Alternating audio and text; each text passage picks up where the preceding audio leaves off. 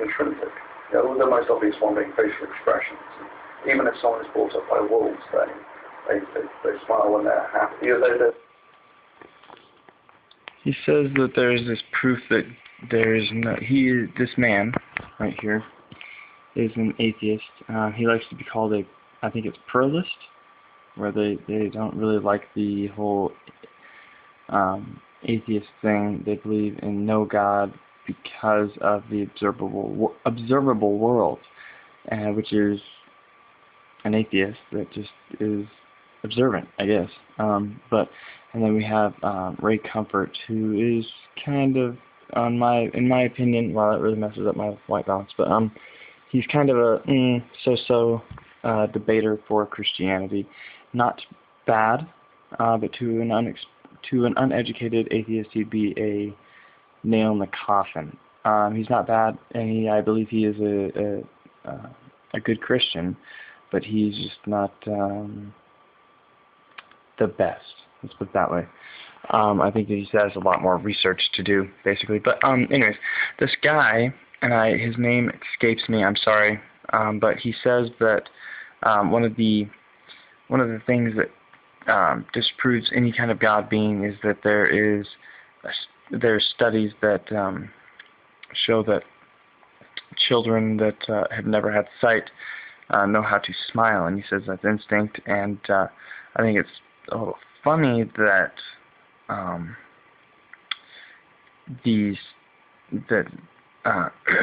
if you have a dog that is born blind, there is almost a guaranteed going to be that dog's almost guaranteed to be dead, even if it's raised in captivity, if you will. Sorry. If it's raised in as a pet, it's more than likely going to die. If it's just from starvation and lack of just pretty much starvation, you'll have to force feed it if it survives. But that dog will never ever act like a normal dog. And I don't mean just as in dogs freak out. My dog, for instance,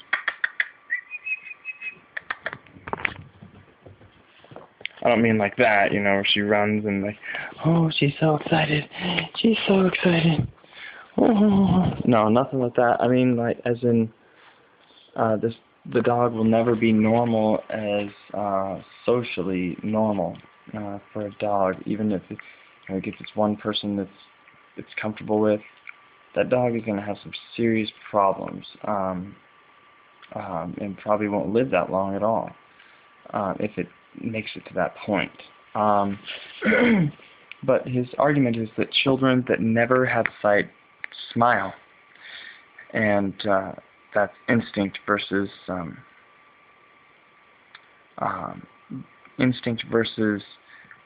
part of God's plan. Part of his creation and how he planned it out. And Miley, don't eat that booger. Which I thought was kind of funny because instinct is, what is instinct? I think the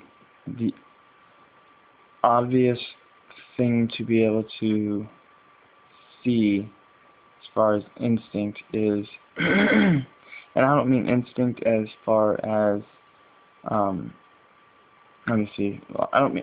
There's a difference between obviously a puppy that was born into a group. Oh no, not really. Okay, there is no difference between a puppy that is raised in a. It all has to do with their human interaction, not to do with their group interaction of other dogs, but. A puppy that was raised from birth with humans, and one that was, taken from the wild. Those dogs are not taken from the wild, but one that was, one that was raised one-on-one. So taken straight from the mother's. Even the mother dies during birth, during her birth of her puppies, and the puppy is bottle fed, never sees any other puppies ever in his life or any other dogs in his life, and yet that dog still grows up to be just as normal as a dog that had done that. And I don't think that those are instinctive whatsoever, because I understand that it takes, long, thousands, hundreds of thousands, thousands, tens of thousands, hundreds of thousands of years for things to change. But if you take something that breeds a lot more than, say, humans, we can breed every 9 months, if you will. Breed. We can give birth every 9 months. If you take something like a mouse, if you raise them all in captivity, hand raised, they have a rapid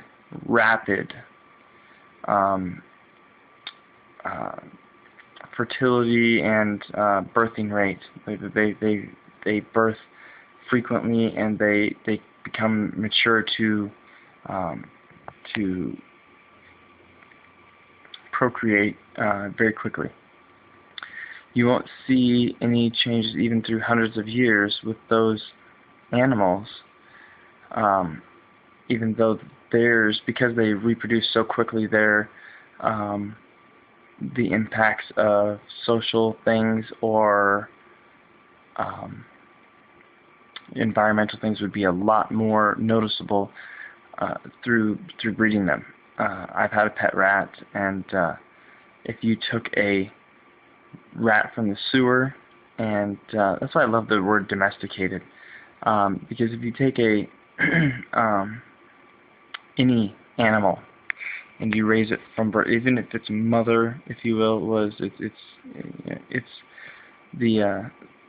female was that gave birth to it was a wild, any animal that is such as a more docile snake or a mouse or a lion, which we've seen go bad sometimes, but any kind of animal like that, even if their parents are, if you will, are wild, and you bring them you can domesticate them instantly. That thing never knows any different, and so it has to do with social, not with their instincts. It has nothing to do with their instincts. They don't have the instincts to jump and kill you for being up in their face. It's not instinctive. They don't have instincts to do many of the things that other lions or mouse or mice, if you will, other mice or anything like that does. They are how we handle them. If we handle them with care, they tend to be nice. If we handle them aggressively, they tend to get aggressive. It has nothing to do with instinct, because if it was instinct, then they would be trying to hunt. And yes, I know there is a low amount of lion attacks, but even if there's been lions raised around dogs. A lion would take out a dog in the wild. If they found a hyena that was stupid enough, that didn't know that they can't go around them, and they started messing with them, even if that lion, somehow ridiculous situation, was raised by wolves, it would never hunt another wolf. It wouldn't do that. So I challenge the instincts versus God's plan for things like that. Now he's going to bring up it's instinct. All these things are adaptations for animals and stuff like that. And I say nay. The fruit fly has very sharp teeth. The panda bear has very sharp teeth. The all these, there's a bunch of them, animals that have they have meat eater teeth, they have meat eater teeth, if you will. They have mainly the canine style teeth, and sometimes they're recurved, and yet a bunch of them eat plant life instead of meat.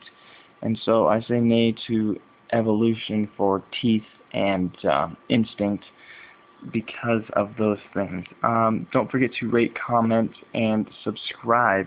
And until next time, God bless, and keep the faith. God bless.